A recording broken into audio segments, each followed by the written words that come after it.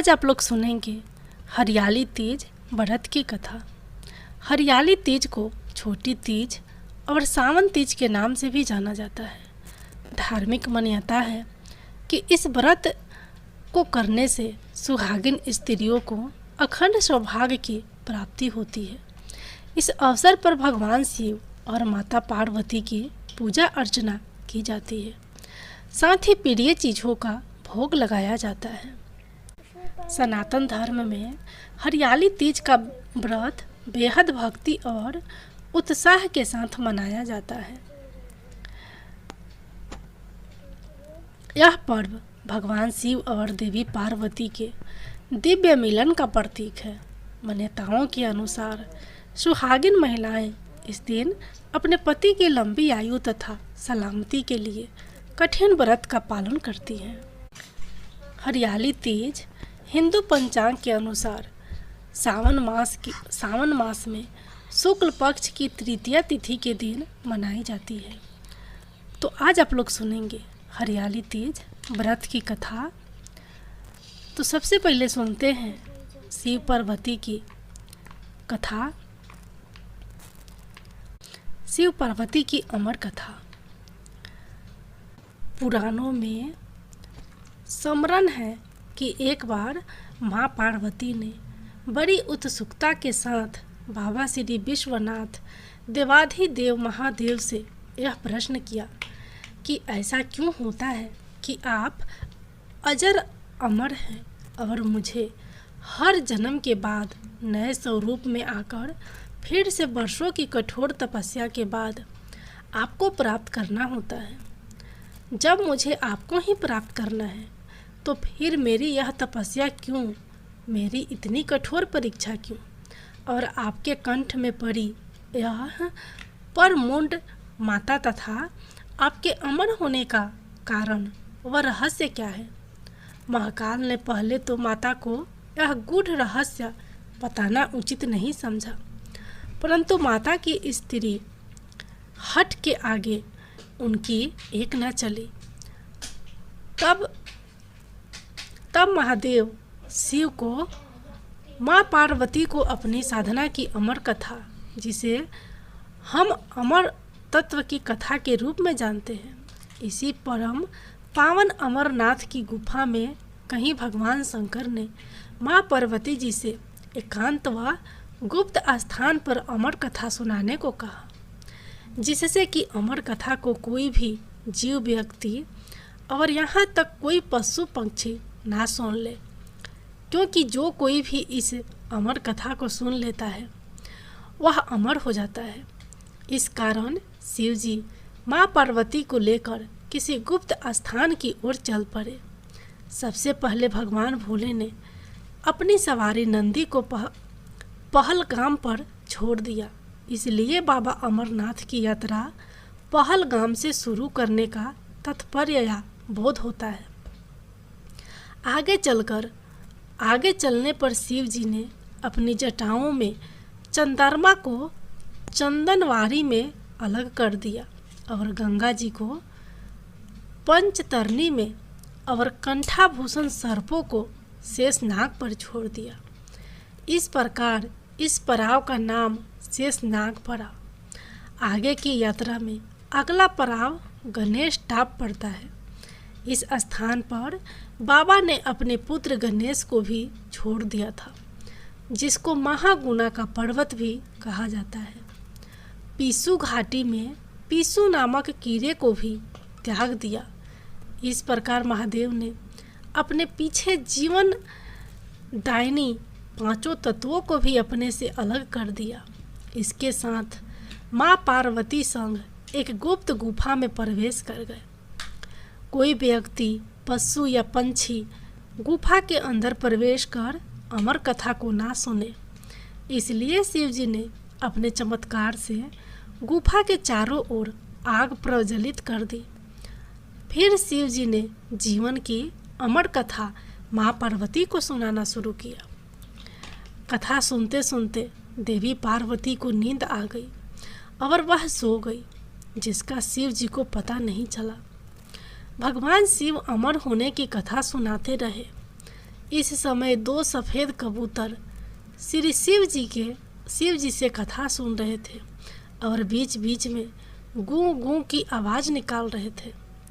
शिव जी को लग रहा था कि माँ पार्वती कथा सुन रही हैं और बीच बीच में हुंकार भर रही हैं। इस तरह दोनों कबूतरों ने अमर होने की पूरी कथा सुन ली। कथा समाप्त होने पर शिव का ध्यान पार्वती माँ की ओर गया जो सो रही थी। शिव जी ने सोचा कि अगर पार्वती सो रही है तब इसे सुने कौन रहा था। तब महादेव की दृष्टि कबूतरों पर पड़ी। महादेव शिव कबूतरों पर क्रोधित हुए और उन्हें मारने के लिए तत्पर हुए। इस पर कबूतरों ने शिव जी से कहा कि हे प्रभु, हमने आपसे अमर होने की कथा सुनी है। यदि आप हमें मार देंगे तो अमर होने की यह कथा झूठी हो जाएगी। इस पर शिव जी ने कबूतरों को जीवित छोड़ दिया और उन्हें आशीर्वाद दिया कि तुम सदैव इस स्थान पर शिव पार्वती के प्रतीक चिन्ह के रूप में निवास करोगे। अतः यह कबूतर का जोड़ा अजय अमर हो गया। माना जाता है कि आज भी इन दोनों कबूतरों का दर्शन भक्तों को यहाँ प्राप्त होता है। इस तरह से यह गुफा अमर कथा की साक्षी हो गई व इसका नाम अमरनाथ गुफा पड़ा, जहाँ गुफा के अंदर भगवान शंकर बर्फ के निर्मित शिवलिंग के रूप में विराजमान है। पवित्र गुफा में माँ पार्वती के अलावा गणेश के भी अलग से बर्फ से निर्मित प्रतिरूपों के दर्शन किए जा सकते हैं। इस पवित्र गुफा की खोज के बारे में पुराणों में भी एक कथा प्रचलित है कि एक बार एक गर्रिये को एक साधु मिला जिसने उस गर्रिये को कोयले से भरी एक बोरी दी, जिसे गर्रिया अपने कंधे पर लादकर अपने घर को चल दिया। घर आकर उसने बोरी खोली तो वह आश्चर्यचकित हुआ, क्योंकि कोयले की बोरी अब सोने के सिक्कों की हो चुकी थी। इसके बाद वह गर्रिया साधु से मिलने व धन्यवाद देने के लिए उसी स्थान पर गया जहाँ वह साधु से मिला था, परंतु वहाँ उसे साधु नहीं मिला, बल्कि उसे ठीक उसी जगह एक गुफा दिखाई दी। गर्रिया जैसे ही उस गुफे के अंदर गया तो उसने वहाँ पर देखा कि भगवान भोले शंकर बर्फ के बने शिवलिंग के आकार में स्थापित थे। उसने वापस आकर सबको यह कहानी बताई और इस तरह भोले बाबा की पवित्र अमरनाथ गुफा की खोज हुई। धीरे धीरे करते दूर दूर से भी लोग पवित्र गुफा एवं बाबा के दर्शन के लिए पहुंचने लगे, जो आज एक प्रतिवर्ष यात्रा के रूप में जारी है। अब आप लोग सुनिए हरियाली तेज व्रत की कथा। शिव जी कहते हैं, हे पार्वती, बहुत समय पहले तुमने हिमालय पर मुझे वर के रूप में पाने के लिए घोर तप किया था। इस दौरान तुमने अन्न जल त्याग कर सूखे पत्ते चबाकर दिन व्यतीत किए थे। किसी भी मौसम की परवाह किए बिना तुमने निरंतर तप किया। तुम्हारी इस स्थिति को देखकर तुम्हारे पिता बहुत दुखी थे। ऐसी स्थिति में नारद जी तुम्हारे घर पधारे। जब तुम्हारे पिता ने नारद जी से उनके आगमन का कारण पूछा तो नारद जी बोले, हे गिरिराज, मैं भगवान विष्णु के भेजने पर यहाँ आया हूँ। आपकी कन्या की घोर तपस्या से प्रसन्न होकर वह उससे विवाह करना चाहते हैं। इस बारे में मैं आपकी राय जानना चाहता हूँ। नारद जी की बात सुनकर पर्वतराज अति प्रसन्नता के साथ बोले, हे नारद जी, यदि स्वयं भगवान विष्णु मेरी कन्या से विवाह करना चाहते हैं तो इससे बड़ी कोई बात नहीं हो सकती। मैं इस विवाह के लिए तैयार हूँ। फिर शिव जी पार्वती जी से कहते हैं, तुम्हारे पिता की स्वीकृति पाकर नारद जी विष्णु जी के पास गए और यह शुभ समाचार सुनाया। लेकिन जब तुम्हें इस विवाह के बारे में पता चला तो तुम्हें बहुत दुख हुआ। तुम मुझे यानी कैलाशपति शिव को मन में अपना पति मान चुकी थी। तुमने अपने व्याकुल मन की बात अपनी सहेली को बताई। तुम्हारी सहेली से सुझाव दिया कि वह तुम्हें एक घनघोर वन में ले जाकर छुपा देगी और वहाँ रहकर तुम शिव जी को प्राप्त करने की साधना करना। इसके बाद तुम्हारे पिता तुम्हें घर में न पाकर बड़े चिंतित और दुखी हुए। वह सोचने लगे कि यदि विष्णु जी बारात लेकर आ गए और तुम घर पर ना मिली तो क्या होगा। उन्होंने तुम्हारी खोज में धरती पताल एक करवा दिए, लेकिन तुम ना मिली। तुम वन में एक गुफा के भीतर मेरी आराधना में लीन थी। भाद्रपद तृतीया शुक्ल को तुमने रेत से एक शिवलिंग का निर्माण कर मेरी आराधना की, जिससे प्रसन्न होकर मैंने तुम्हारी मनोकामना पूर्ण की। इसके बाद तुमने अपने पिता से कहा कि पिताजी, मैंने अपने जीवन का लंबा समय भगवान शिव की तपस्या में बिताया है और भगवान शिव ने मेरी तपस्या से प्रसन्न होकर मुझे स्वीकार भी कर लिया है। अब मैं आपके साथ एक ही शर्त पर चलूँगी कि आप मेरा विवाह भगवान शिव के साथ ही करेंगे। पर्वतराज ने तुम्हारी इच्छा स्वीकार कर ली और तुम्हें घर वापस ले गए। कुछ समय बाद उन्होंने पूरे विधि विधान से हमारा विवाह किया। भगवान शिव ने इसके बाद कहा कि हे पार्वती, तृतीया को तुमने मेरी आराधना करके जो व्रत किया था, उसी के परिणाम स्वरूप हम दोनों का विवाह संभव हो सका। इस व्रत का महत्व यह है कि मैं इस व्रत को पूर्ण निष्ठा से करने वाली प्रत्येक स्त्री को मनवांछित फल देता हूँ।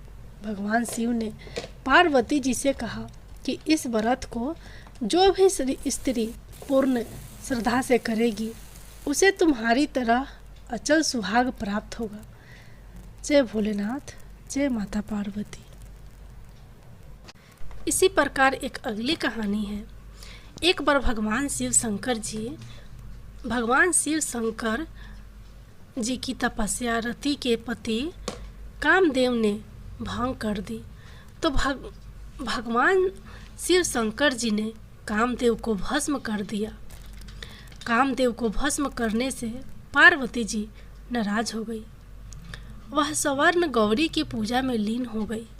तो सभी देवी देवता चिंतित हुए और उन्होंने भगवान शिव शंकर जी के पास जाकर आग्रह किया कि वह माता पार्वती जी के मन को शांत करने का प्रयास करें। इस प्रकार सावन के शुक्ल पक्ष की तृतीया को भगवान शिव शंकर जी ने माता पार्वती को प्रसन्न किया और इसी दिन उन्हें पुत्र रतन के रूप में गणेश जी की उत्पत्ति का वरदान भी प्रदान किया। इस कथा को सुनकर महिलाएं भगवान से यही प्रार्थना करती है कि जैसा अखंड सौभाग्य पार्वती माता को मिला, वैसा ही सौभाग्य हर सुहागिन को मिले। महिलाएं इस अवसर पर स्वर्ण गौरी और पार्वती जी की भी आराधना करती हैं। हरियाली तीज के दिन महिलाएं हरे वस्त्र, हरी लाल चूड़ियाँ पहनकर श्रृंगार करती हैं। पकवान बनाकर पूजन के पश्चात झूला झूलती हैं तथा लोकगीत गाती हैं। विवाहित महिलाएं पहले सावन में अपने मायके चली जाती है, लेकिन जो नहीं जा पाती वह अपने ससुराल में ही इसे मनाती हैं। आमतौर पर इस व्रत को विवाहित स्त्रियां ही रखती हैं, लेकिन जिन कन्याओं की शादी होने वाली होती है वह भी अच्छा पति पाने की चाहत में इस व्रत को रखती हैं। सावन के महीने में चारों तरफ हरियाली होने के कारण इस व्रत में हरे रंग को प्रमुखता दी जाती है। सावन के दौरान सृष्टि में बदलाव की प्रक्रिया होती है। इसके अलावा भगवान शिव और माता पार्वती प्रकृति के काफ़ी करीब होते हैं। साथ ही इन्हें पृथ्वी का रंग बहुत प्रिय है, इसलिए इस व्रत में हरे रंग की प्रमुखता होती है। विवाहित स्त्रियां सवेरे उठकर सास के पैर छूती हैं और पूजन आदि के बाद सास को सुहाग का सारा सामान देती हैं। विवाहित स्त्रियों के मायके से सिंघरा आता है, जिसमें घेवर, फल और मिठाई तथा कपड़े आदि होते हैं। इस दिन 16 श्रृंगार के बाद महिलाएं भगवान शिव शंकर और पार्वती जी का पूजन करती हैं और कथा सुनती हैं। पूजा के बाद पति के पैर छूकर वह व्रत तोड़ती हैं